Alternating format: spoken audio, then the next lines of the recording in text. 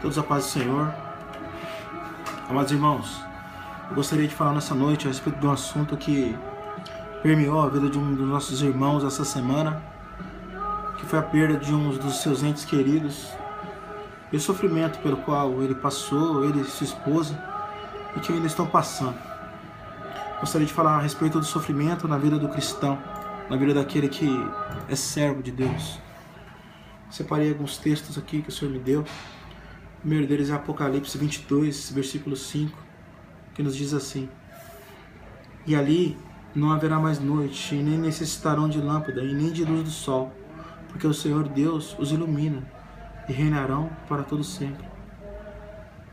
Meus irmãos, esse texto aqui ele é um consolo para nossas vidas, porque nos fala de um tempo em que não haverá mais tempo, de um tempo eterno, de vida eterna, onde nós não teremos mais dor, onde a morte não mais existirá, onde não teremos mais sofrimentos, preocupações, onde nós não choraremos mais, não nos entristeceremos, onde nós teremos uma casa, onde nós não precisaremos pagar aluguel, onde as contas não atrasarão, onde a tristeza, o pecado, o mundo não nos alcançará mais. Estaremos fora do alcance de Satanás, fora do alcance do mundo, fora do alcance da tristeza, fora do alcance da morte, das preocupações. Ali nós glorificaremos a Deus eternamente, viveremos em alegria, e o Senhor nos dará muito mais alegrias, muito mais prazer em glorificá-lo. Hoje nós sentimos prazer em glorificar a Deus, mas eu creio que nesse lugar o nosso prazer ele vai ser aumentado grandemente. Vai ser um prazer sem pecado, sem... Hoje eu orava a Deus e conversava com Deus e disse: Senhor, eu jamais poderia hoje adorá-lo assim, o tempo todo. E o Senhor falou comigo que aqui isso é impossível realmente, mas que nós adoraríamos o Senhor. Nós adoramos o Senhor com aquilo que o Senhor nos permite, aquilo que Ele nos dá, a pouca fé que nós temos, que nos salva. A fé em Cristo, mesmo ela sendo pouca, ela é suficiente para nos salvar. E esse tempo, irmãos, ele é a nossa âncora. Ele é onde nós devemos firmar, ele é a rocha onde nós devemos construir a nossa casa, para que nós não sejamos abalados. A certeza de um amanhã melhor, da salvação, de estarmos com o Senhor. Então eu quero que os irmãos sejam fixados nesse tempo, neste lugar, nessas promessas de Deus, porque a partir do momento que nós nos fixamos nessas promessas de Deus, quando nós estamos com a nossa vida firme no Senhor, nada será capaz de nos abalar aqui nessa terra. Há duas formas de nós encararmos o sofrimento. Uma delas é agindo como Adão. Adão, ele desobedeceu a Deus e ele achou que ele podia ser Deus com as palavras da serpente. Então ele comeu do fruto, queria ser como Deus. Às vezes nós olhamos para o nosso sofrimento e dizemos assim: se eu tivesse capacidade, se eu pudesse, se eu tivesse poder, essas coisas não teriam acontecido. Isso não teria acontecido na minha vida. Se eu pudesse ter evitado isso, isso não teria acontecido. Saiba, meu irmão, que esse é um pensamento pecaminoso, porque é um pensamento que se esquece que Deus é soberano, que foi Ele que mandou aquele sofrimento, foi Ele que colocou José naquela cadeia, foi Ele que colocou Paulo na cadeia, foi Ele que mandou o sofrimento na vida de muitos na história da igreja, na vida de Jó,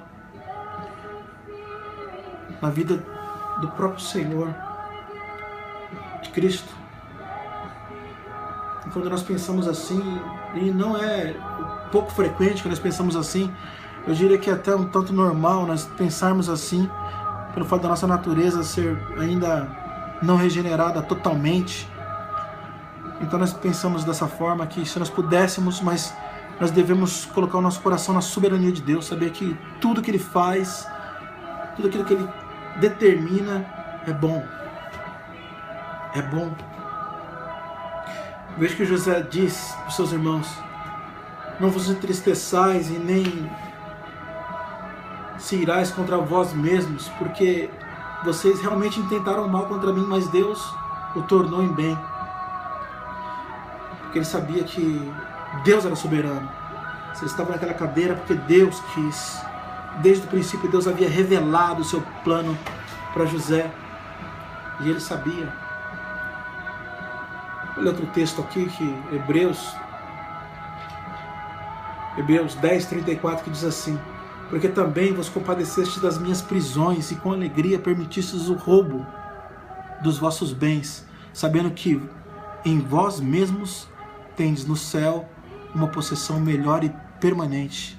Meus irmãos, Paulo descreve aqui, irmãos, que eles poderiam ter negado a Cristo simplesmente e fugido dessas coisas, fugido desse sofrimento, mas eles não negaram a Cristo, eles foram de encontro ao sofrimento. E não era surpresa que eles tivessem seus bens roubados, ou que eles fossem presos. O que nos surpreende aqui nesse texto é que Paulo fala que com alegria eles permitiram o roubo dos seus bens. Meu irmão, se os seus bens fossem roubados hoje, em nome de Cristo, você sentiria alegria nisso? Se você não sentiria alegria nisso, irmão, é porque o seu coração está nesses bens. Não está naquela primeira parte desse sermão, onde eu disse que nós deveríamos firmar os nossos pés, construir a nossa casa sobre essa rocha que é Cristo Jesus. Esses homens, eles se alegraram. Eles poderiam ter dito: não, eu não vou escolher estar com aqueles irmãos que estão na cadeia. Não, mas eles escolheram. E tiveram alegria nisso. Quando você tiver seu pensamento, o seu coração, a sua vida toda firmada nessas promessas, na vida eterna, você vai ver que nada vai te abalar. Você não vai temer, você não vai fugir daquela autoproteção. Hebreus 11, 24 e 26, eu vou ler agora, que diz assim: pela fé Moisés, sendo já grande, recusou ser chamado filho da filha de Faraó, tendo por maiores riquezas o vitupério de Cristo do que os tesouros do Egito. Maiores riquezas, o vitupério de Cristo do que os tesouros do Egito, porque tinha em vista a recompensa. Mas, irmãos, a outra postura que nós podemos ter com o sofrimento é abraçá-lo. Abraçar o sofrimento. Moisés, ele poderia ter olhado para aquele povo escravo que morria debaixo das rochas, que sofria, que clamava a Deus todo o tempo, e simplesmente ter escolhido ficar no Egito, não se envolver com aquilo, fugir do seu sofrimento, fazer um Deus à sua imagem e semelhança. Mas ele preferiu a recompensa, aquela recompensa que eu falei no começo do sermão, a recompensa eterna. O sofrimento, ele não se esgueirou até Moisés, ele não buscou Moisés, ele não perseguiu Moisés, mas Moisés escolheu o sofrimento por 40 anos com aquele povo que desobedecia a Deus muitas vezes, que lutou contra Deus muitas vezes, que tinha o seu coração endurecido, seu serviço endurecido. Moisés escolheu aquele povo porque ele sabia que aquele povo era o povo escolhido de Deus, que Deus estava no meio daquele povo e não no meio daqueles deuses egípcios. Amados irmãos, nós podemos escolher abraçar o sofrimento. Se nós estivermos com a nossa vida firme nas promessas do Senhor, nada poderá nos abalar. Nós olhamos agora para o autor e consumador da nossa fé, que é Cristo Jesus. Quando Pedro diz: Senhor, isso de maneira nenhuma te acontecerá. Cristo está falando: eu vou para Jerusalém, lá eu vou ser morto, lá você pregado no madeiro. E Pedro, ele fala, não, eu vou ser um Deus agora, eu vou impedir isso, eu vou repreendê-lo. E ele, verdadeiramente, ele repreende o Senhor. E ele diz, isso de maneira nenhuma te acontecerá. E o Senhor o repreende. Porque Pedro não compreendia as coisas de Deus. O próprio Senhor disse, precisamente para essa hora eu vim. O Senhor veio de encontro ao seu próprio sofrimento. Ele sabia que morreria. Por várias e várias vezes ele disse para os judeus, vocês querem me matar. Por que vocês querem me matar? Por que vocês estão me apedrejando? Por qual obra que eu fiz? E mesmo assim ele não recua. Ele não dá um passo atrás, mas ele vai de encontro ao seu sofrimento. Amados irmãos, se a cabeça foi coroada com uma coroa de espinhos, o que será do corpo? Se o Senhor sofreu, o que será dos seus conservos? Se chamar o Beelzebul, pai de família, ou tomar seus domésticos? Amados irmãos, nós teremos sofrimento nessa vida sim. A palavra de Deus nos fala que todos aqueles que querem viver piedosamente sofrerão perseguições. Então, meu irmão, o que deve te consolar nesta hora é você saber que esse sofrimento que você está passando, ele é da vontade de Deus. Ele pode ter vindo como o sofrimento de José, pelo pecado dos seus irmãos, mas Deus pode tornar em uma coisa boa. Deus pode mudar.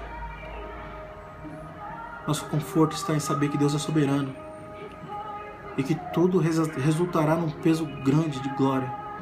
Paulo, em 1 Tessalonicenses 4,13, diz que ele não quer que nós sejamos como aqueles que não têm esperança. Tenhamos esperança, irmãos, no amanhã. Temos esperança nas promessas do Senhor. Amém? A todos a paz do Senhor.